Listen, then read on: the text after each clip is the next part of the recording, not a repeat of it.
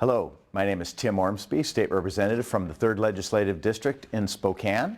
I want to thank you for joining our weekly video update and continuing in our tradition this session of doing these weekly video updates from different venues throughout the Capitol. Today we're in a House hearing room. This is in the John L. O'Brien building, one of the buildings on the campus, where the first floor consists of hearing rooms. Those rooms are open to the public. It's normally a beehive of activity, but as you can see, we're in an empty hearing room now because the business of the day is concluded.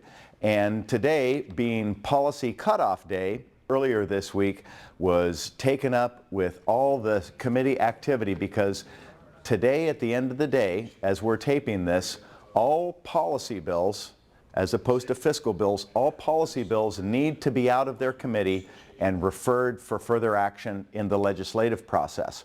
We'll talk about fiscal bills later.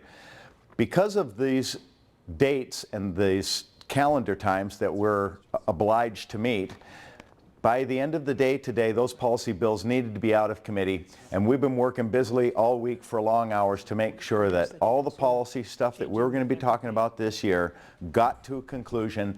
And now we know from the House at least which bills we'll be considering, policy bills we'll be considering for the remainder of the session.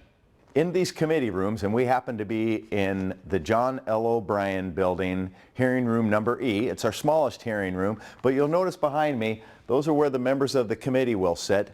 And out here is the audience, where the audience is. This is where the committees come and hear testimony from citizens that are inspired and motivated to come and speak on a particular piece of legislation.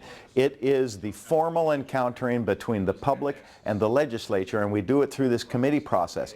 Very interesting amount of information can come from the experts on the issue, whether they're attorneys, whether they're lobbyists, whether they're citizen activists. And through that hearing process, we go through every piece of legislation that's going to be considered for a vote on the floor of the House of Representatives. As I said, now it's slow, but earlier this week, we were struggling to get through that entire calendar of bills, and it feels good at this point that we've finally gotten to that point. The next important phase that we'll be meeting, the next calendar deadline that we'll be meeting, is the fiscal policy cutoff. Fiscal policy, or fiscal bills, have money attached to them. And the reason that this is so important this year is because we're in some unprecedented times.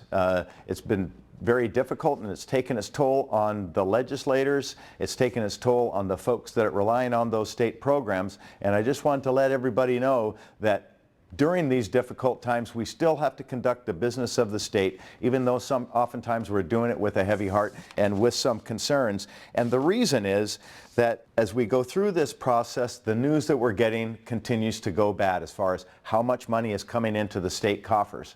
And I wanted to let folks know that the budget that we're going to be crafting, these bills that have implications on the budget, they're called fiscal bills, aren't just ink on paper.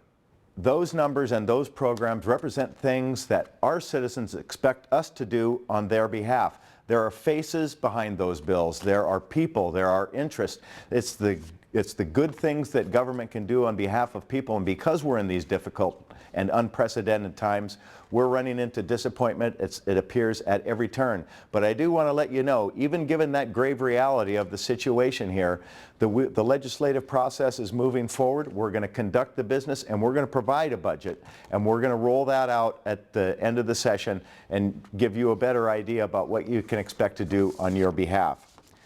We're not sure what that final budget is going to look like, but we are going to make sure that we're accounting for our priorities in healthcare and education in order to give our folks a firm foot to stand on and the ability to approach life as they know how.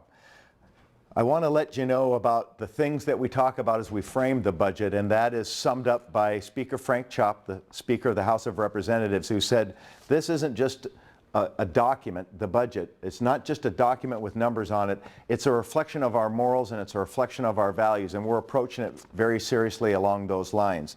I also want to let you know that you have the opportunity at this important juncture in the legislature to contact our office with any thoughts or suggestions that you might have, or to voice some concerns that you would have as we proceed through the budget. I'd like you to keep in touch. through the contact information that's coming up on your screen. We could certainly use to hear from you, and I also want to put in a plug for our returning to Spokane.